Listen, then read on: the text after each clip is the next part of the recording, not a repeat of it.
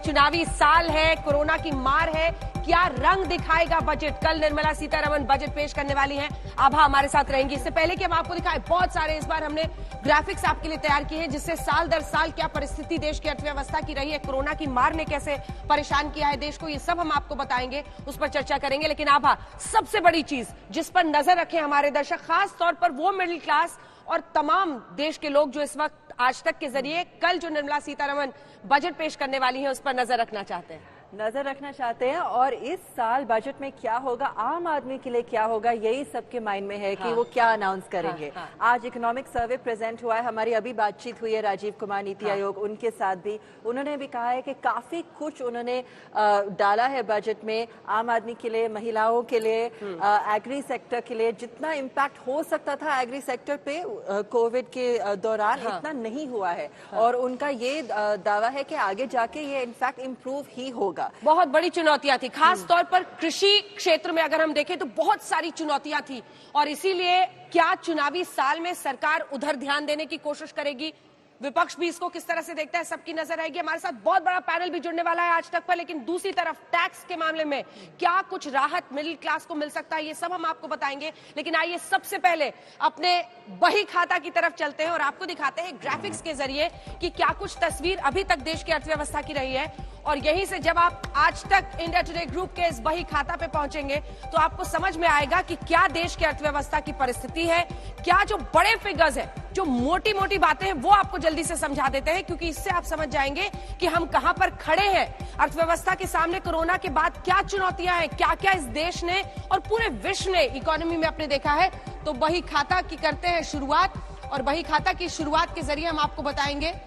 देखिए यहां पर सब कुछ आ गया हमारे सामने। सबसे पहले हम आपको 3 आंकड़े दिखाएंगे, जिसके बाद हम अपनी रिपोर्ट आपको दिखाने वाले हैं। लेकिन 3 आंकड़ों के साथ हम शुरुआत कर रहे हैं, और फिर हम आभा तमाम जो बातें हैं उस पर चर्चा भी जल्दी जल्दी करेंगे। जीडीपी ग्रोथ, ये देखिए मोटे तौर पर अगर हमारे दर्शक समझे तो ये वो चुनौती है 2015 के बाद से जो हमने एक बढ़ोतरी देखी थी 2016 में।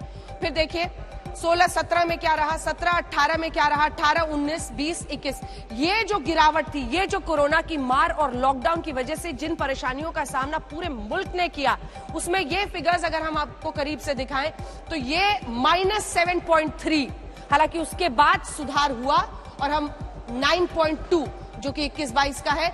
आरबीआई का 9.5% का अनुमान, आर्थिक सर्वेक्षण में 8-8.5% का अनुमान। जल्दी से 2 लाइन में इसको कैसे हम देखें। अब गवर्नमेंट के मुताबिक ये ठीक से ही देखना है अंजना, क्योंकि शायद वो हल्का सा नीचे हो, 9 से 8 से 8 साढ़े 8 हो गया है, लेकिन उनका जो आगे जाके प्रोजेक्शन है वो कह रहे हैं कि सारे मेट्रिक्स ऑन ट्रैक हैं, ग्रोथ आएगा, रिकवरी आएगी, एक्सटर्नल सेक्टर बहुत स्ट्रांग है, एक्सपोर्ट स्ट्रांग है। सिर्फ एक चीज है, इम्पोर्ट्स का थोड़ा ख्याल रखना है कि इन्फ्लेशन इम्पोर्ट ना हो, बट बाकी साइड पे सप्लाई साइड, एक्सटर्नल सेक्टर, सारे इंडिकेटर स्ट्रांग लग रहे हैं। महंगाई पर जल्दी से आंकड़े अपने दर्शकों को दिखा देते हैं, महंगाई का आंकड़ा दिखाते हैं, और फिर हम महंगाई पर जल्दी से एक चर्चा कर लेंगे, क्योंकि ये वो मुद्दा है जिस पर विपक्ष बार बार सरकार को घेरता है।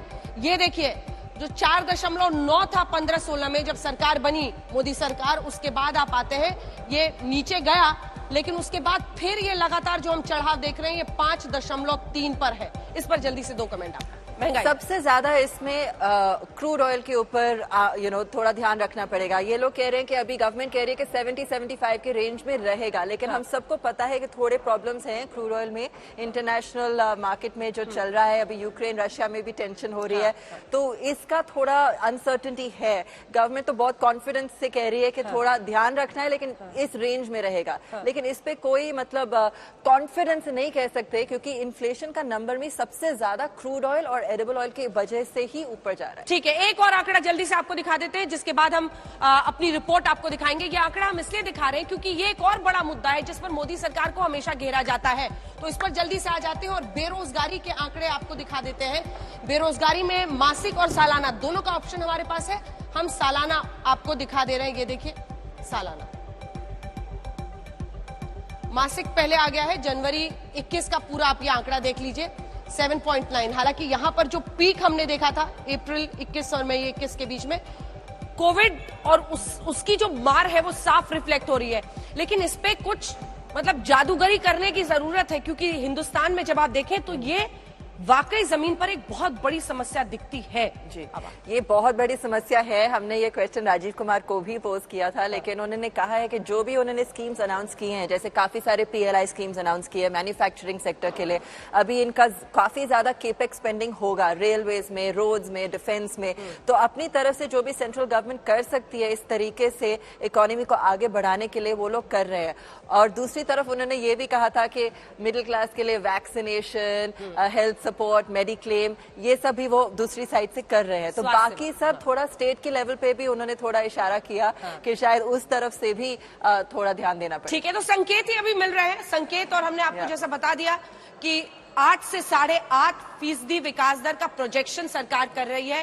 कॉशियस नंबर है या वो क्या परिस्थितियां बनती हैं, इन सब पर नजर रहेगी। लेकिन जल्दी से आपको अपनी ये रिपोर्ट दिखा देते हैं। कोरोना की मार और उसके बाद से बनी परिस्थितियां ये तय करेंगे कि बजट की दिशा और दशा क्या होगी। ये रिपोर्ट देखिए, फिर हमारे साथ कई खास मेहमान जुड़ेंगे, राजनेता भी, उनसे चर्चा करेंगे।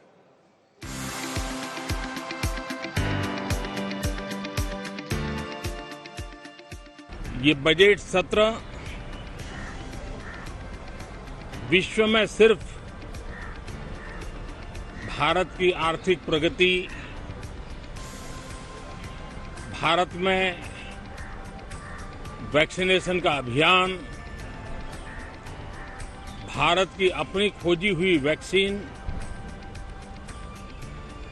पूरी दुनिया में एक विश्वास पैदा कर रही है। बजट में हम व्यापारियों के लिए छूट चाहते हैं कि आपका इनकम टैक्स में छूट हो, GST का आराम से भरा जाए। महंगाई की मार सब तरफ पड़ी हुई है और भयंकर मार है महंगाई की।